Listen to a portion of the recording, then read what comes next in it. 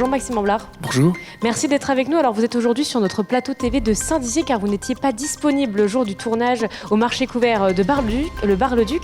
Comme les autres candidats, vous allez avoir 5 minutes pour convaincre. Première question, vous conduisez la liste Renaissance pour Bar-le-Duc. Quel a été le déclic pour vous de vous lancer dans cette campagne ?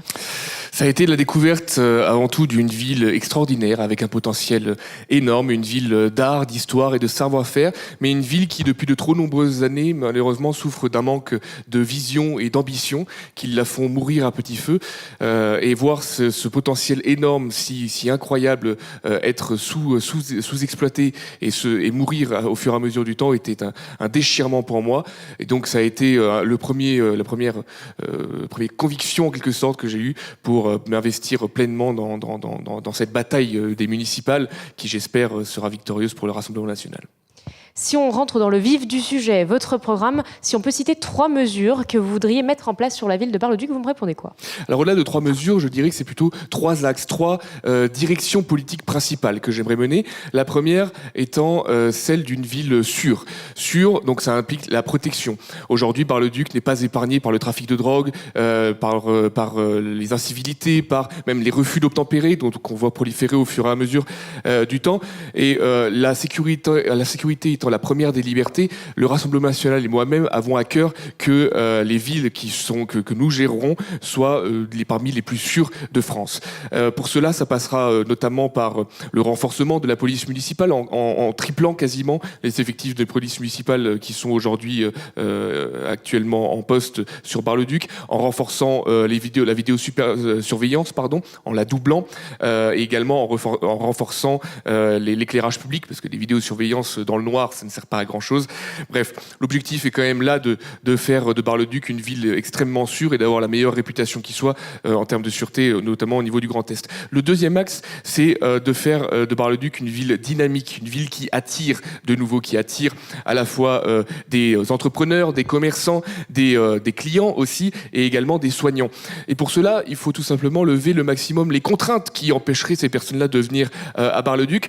Donc en premier lieu, je pense en remettant des places de parking, notamment en centre-ville, ce qui donnera envie aux clients de venir consommer en centre-ville, en mettant en place un service dédié au commerce et aux entreprises, un guichet unique qui facilitera les démarches administratives, urbanistiques, juridiques, mais également qui sera proactif dans le démarchage pour faire venir des entreprises et des commerces à Bar-le-Duc.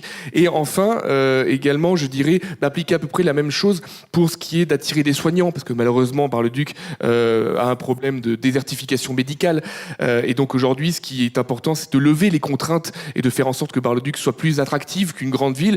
Donc en proposant des loyers sur des logements communaux préférentiels pour le personnel soignant qui voudrait s'installer, en mettant à disposition des cabinets médicaux, en jouant sur la fiscalité également, tout simplement pour faire en sorte que les internes en médecine, les médecins ou les personnels soignants puissent être intéressés pour venir vivre à Bar-le-Duc avec ces avantages-là.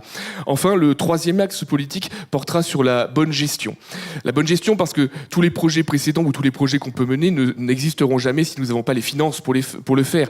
Donc dans cette bonne gestion-là, et ça passe aussi par alléger la fiscalité pour les habitants de Bar-le-Duc. Aujourd'hui, Bar-le-Duc a une fiscalité qui est beaucoup plus élevée par rapport à la moyenne des villes de la même taille. 56% de taxes foncières pour Bar-le-Duc, 46% en moyenne pour les villes de la même taille. Donc bien sûr, ce sera un levier à appliquer, faire baisser la fiscalité locale. Aussi, peut-être faire des exonérations d'impôts locaux pour mener des grands projets, que ce soit professionnels ou des grands projets de rénovation de bâtiments. Jouer aussi sur la taxe des ordures ménagères en baissant la part fixe. Comme ça allégera la fiscalité sur les classes moyennes. Et également sur la taxe sur la publicité également, l'alléger pour les commerces de centre-ville et peut-être l'alourdir pour les grandes surfaces de périphérie. Voilà. Donc, et également, évidemment, en dernier lieu, avoir une meilleure gestion en réduisant les dépenses de fonctionnement et aussi peut-être les dépenses inutiles, comme je pense celle du cube, qui n'a pas apporté grand-chose, et pour ramener ça plutôt sur de l'investissement. Il vous reste quelques secondes pour conclure. Je vous laisse regarder cette caméra. Pourquoi les Barrésiens devraient voter pour vous? C'est votre carte blanche. Tout simplement parce que nous avons, avec le Rassemblement national et de la liste que nous menons, une ligne politique claire. Contrairement à mes adversaires qui prétendent vouloir travailler pour Bar-le-Duc, sans étiquette, etc. Au final, dans une élection politique, se prétendre sans faire de la politique, c'est tout simplement ne pas défendre une ligne claire et ne pas être transparent avec les électeurs. Avec le Rassemblement national, comme je l'ai dit, nous défendons une politique de sûreté, de dynamisme et de bonne gestion des finances de la municipalité. Et c'est comme ça que nous réussirons à mener à bien notre projet. Merci Maxime Amblard. Merci à vous.